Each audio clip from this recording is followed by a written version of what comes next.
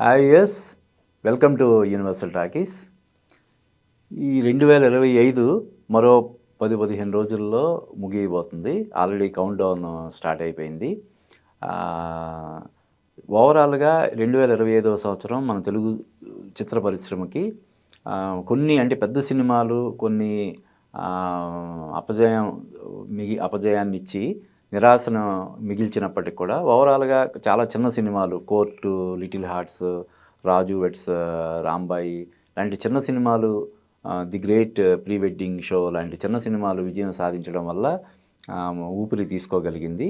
అలాగే నిన్న విడుదలైనటువంటి అఖండ 2 కూడా అసాధారణమైనటువంటి స్పందన వస్తుండడం కూడా 2025 సంవత్సరానికి అంటే ఒక మంచి ముగింపు ఇచ్చిందని చెప్పి అందరూ భావిస్తున్నారు. అలాగే ఇంకా కొన్ని సినిమాలు ఈ ఏడాదిలోనే అంటే ఈ ఈ ఈ 2 వారాల వ్యవధిలోనే కనీసం ఒక 10-15 సినిమాలు కూడా రాబోతున్నాయి.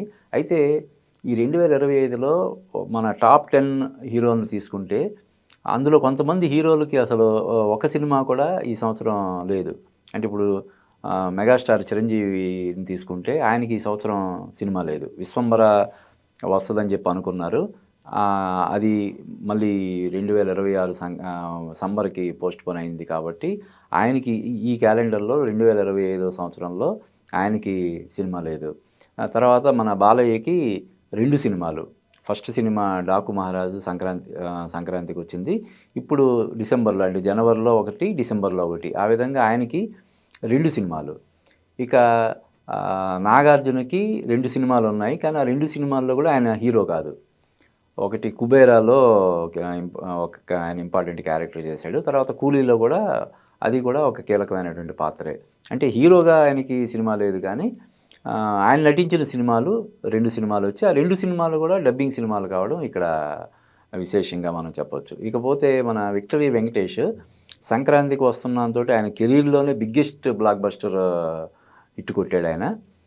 ఆ తర్వాత వెబ్ సిరీస్ వచ్చిందేమో, అది వెబ్ సిరీస్ కూడా వచ్చినట్టు లేదు. ఆయనకి కూడా ఇంకా ఒక సినిమాతోటి ఆయన సరిపెట్టుకున్నాడు. అయితే ఇప్పుడు సంక్రాంతికి మళ్ళీ మెగాస్టార్ చిరంజీవితో పాటు ఆయన 'మనశంకర వరప్రసాద్'లో ఒక ప్రత్యేక పాత్ర పోషించాడు. ఆ సినిమా వస్తుంది. వెంకటేష్‌కి ఒక సినిమా ఉన్నట్టు.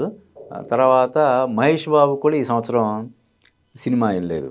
ఆయన 'గుంటూరు కారం' తర్వాత ఇంకా ఆయన మొత్తం 'వారణాసి' రాజమౌళి సినిమా అయ్యేంత వరకు ఇంక వేరే సినిమా చేయకూడదని చెప్పి ఆయన ఒప్పందం ఏదో ఉన్నట్టుంది. అందువల్ల ఆయన నుంచి కూడా సినిమా లేదు. ఇక పవన్ కళ్యాణ్ నుంచి కూడా ఈ సంవత్సరం ఒకేసారి అంటే అది కూడా చాలా 2-3 నెలల వ్యవధిలోనే 2 సినిమాలు వచ్చాయి. ఒకటి 'హరిహర వీరమల్లు', ఒకటి రెండోది 'ఓజీ'.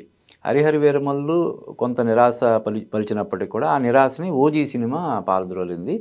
అంటే బ్యాలెన్స్ చేసింది. సో ఎప్పుడు లేని విధంగా పవన్ కళ్యాణ్ కెరీర్‌లోనే చాలా తక్కువ వ్యవధిలో 2 సినిమాలు రావడం. అంటే అది కూడా ఆయన సంవత్సరానికి 2 సినిమాలు రావడమే చాలా గొప్ప అనుకుంటే 2-3 నెలల వ్యవధిలోనే 2 సినిమాలు రావడం అనేది ఈ సంవత్సరం ప్రత్యేకతగా చెప్పొచ్చు. అలాగే ప్రభాస్ కూడా ఈ సంవత్సరం అంటే యాక్చువల్‌గా 'రాజాసాబ్' వస్తుందని చెప్పి అనుకున్నారు. కానీ 'రాజాసాబ్' 2-3 సార్లు వాయిదా పడి మొత్తం మీద అది కూడా వచ్చే సంవత్సరం 2026 జనవరిలో వస్తుంది. కాబట్టి ప్రభాస్‌కి కూడా ఈ సంవత్సరం సినిమా లేదు. అలాగే అల్లు అర్జున్ 'పుష్ప 2' ప్రభంజనం 2025లో కూడా కొనసాగినప్పటికి కూడా ఆ సినిమా విడుదలైంది డిసెంబర్లో. ఇప్పుడు ఆయన 'అట్లీ' సినిమా చేస్తున్నాడు. ఆ సినిమా కూడా 2026లో అయినా ఉంటుందా లేదన్నది ఇంకా క్లారిటీ లేదు. 2026 అంటున్నారు.